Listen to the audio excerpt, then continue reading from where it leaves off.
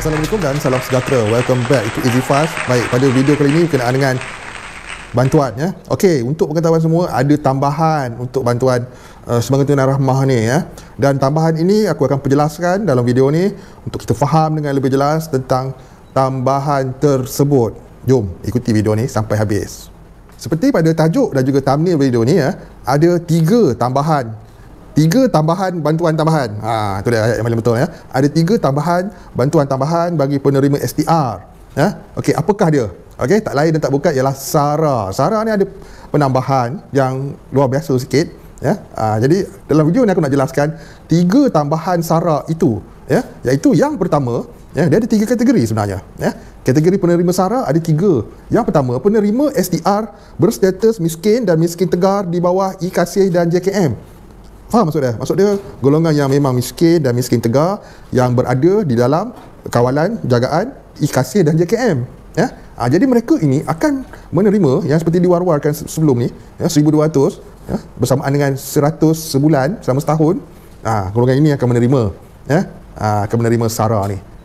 Harap maklum ya. Dan kategori yang kedua pula ialah penerima isi rumah STR dan bukan, aku highlight kat sini, bukan berstatus miskin dan miskin tegar di bawah e-Kasih dan JKM. Okey, aku nak terangkan. Dalam e-Kasih dan JKM ya, ada banyak penerima STR. Dan penerima STR itu termasuk dalam data JKM dan juga e-Kasih. Okey, apa yang kita perlu faham dalam konteks ini? Apa yang kita perlu faham sebenarnya ialah apa yang dimaksudkan ialah penerima STR, penerima isi rumah STR dan bukan berstatus miskin tegar ni bermaksud mereka ini ya menerima bantuan JKM tapi bukan dalam segmen, dalam kategori miskin tegar ya. Ada yang dalam kategori OKU dan sebagainya. Ada banyak kategori penerima bantuan JKM dan juga e-Kasih ni ya. Jadi mereka ini akan mendapat pembayaran sebanyak RM300. Persoalan besar, adakah 300 ni akan dibayar secara tunai? Aku nak cakap ya, kalau dah namanya SARA, Sumbangan Asas Rahmah, maka 300 itu pun sama yang macam kategori yang pertama tadi. Akan dimasukkan ke dalam MyCard ya, untuk pembelian barang-barang secara luar talian ya. Okey, ada satu lagi kategori. Okey, ini satu lagi kategori yang sangat menarik perhatian yang menjadi bualan ramai, iaitu tambahan bagi SARA ni untuk golongan bujang.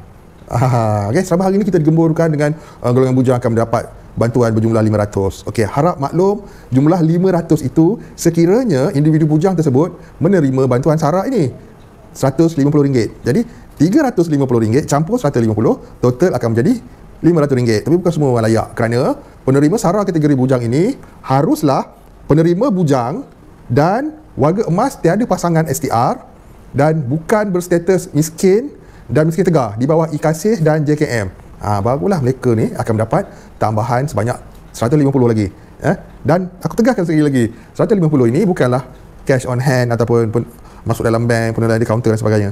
Kalau dah dalam kategori SARA, sama je konsep dia ya, masuk dalam MyCard. Jadi akan ada RM150 untuk dibelanjakan pembelian barang-barang secara luar talian juga. Okey, jadi apa yang kita boleh simpulkan daripada ketiga-tiga bantuan ini? Okey, bantuan tambahan ni ada 3, tapi ada satu persamaan. Apakah persamaan dia? Iaitu mereka ini mestilah mempunyai maklumat mereka ni di dalam data e-Kasih dan JKM. Dan atau JKM lah maksudnya. Kalau tak ada dalam e-Kasih, ada pada JKM. Data mereka ni harus ada. Sama ada penerima isi rumah, miskin dan miskin tegar, yang bukan miskin dan miskin tegar isi rumah, dan juga golongan bujang. Harap maklum.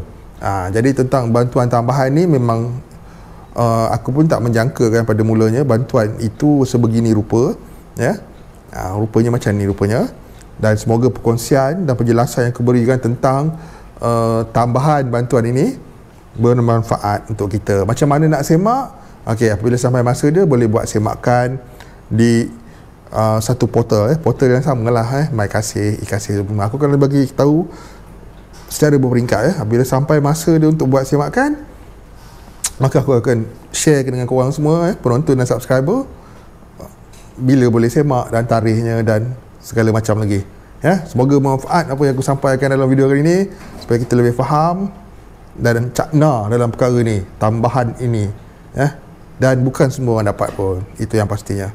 Okey, jumpa pada entry yang akan datang. Update-update terkini, info semasa, bantuan kerajaan dan KWSP bersasar.